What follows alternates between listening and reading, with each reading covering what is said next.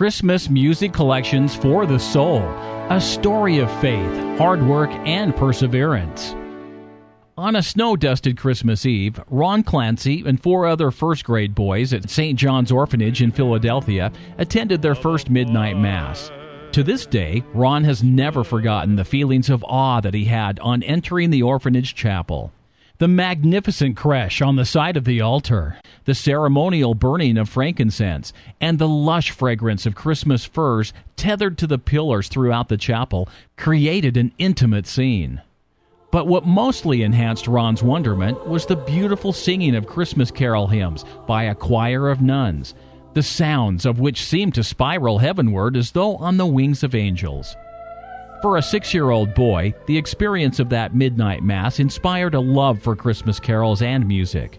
That love was rekindled in the late 1970s and early 1980s when Ron began to attend as many church Christmas music concerts as possible.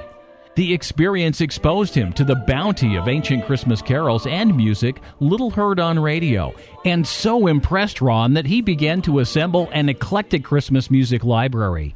10 years later, he had compiled so much incredible Christmas music that he gift-wrapped some of it for his friends as a 4-cassette collection. Each gift was accompanied by a small typewritten directory with a jotted line of information about each title, e.g., Deck the Halls with Boughs of Holly, read Anonymous 16th Century Welsh Carol, etc. In 1989, Ron's friends encouraged him to pursue his dreams to produce the ultimate Christmas music collection. He eagerly set out on a new course in life. His bold dream was to compile the stories and history of 185 Christmas music and carol titles in one collection, accompanied by 10 cassettes of music. He called his hors d'oeuvres a Christmas festival of great music, songs, and carols, and the following year he was granted his first copyright.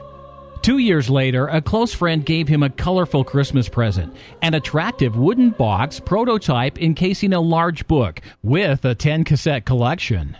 At the time, Ron had acquired his second copyright.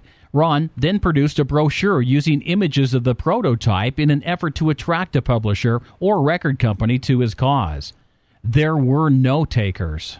For 5 years, Ron researched Christmas music by warming the wooden chairs in countless esteemed libraries, buried in his research, surrounded by towering stacks of books about carols.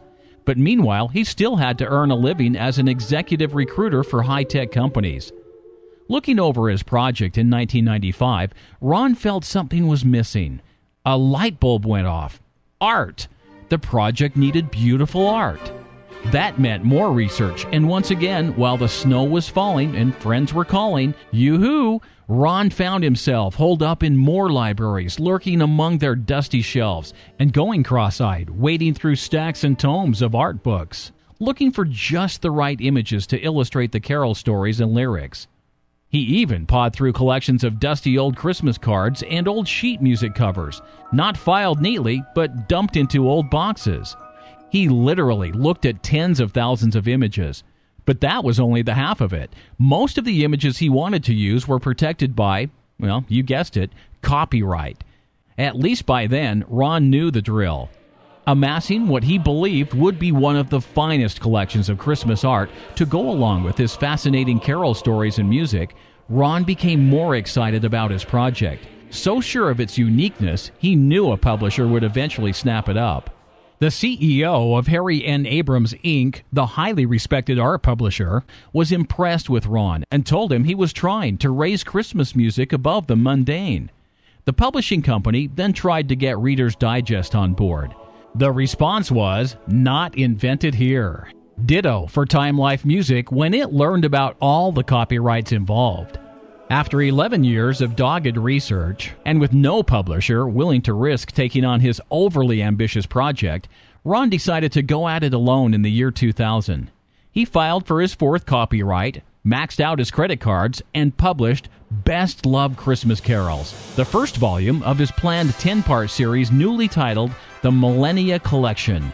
A year later, American Christmas Classics, the second volume in the series, was successfully launched.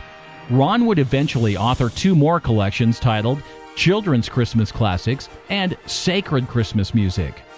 Since then, the story of Ron's faith, hard work, and perseverance to create imaginative Christmas music collections has been covered in newspapers and magazines across the country. Ron has also appeared on numerous radio shows and television programs, including QVC, EWTN Cable Network's Bookmark, the PBS program Religious and Ethics News Weekly, New York's The God Squad, and Comcast's Real Life with Mary Amoroso. And at the cost of these painstakingly produced packages, as low as Ron could possibly do it, America Christmas Classics, richly, highly illustrated book comes with 3 CDs. Best Loved Christmas Carols includes a lavish book, a CD of 25 carols, and a bonus songbook.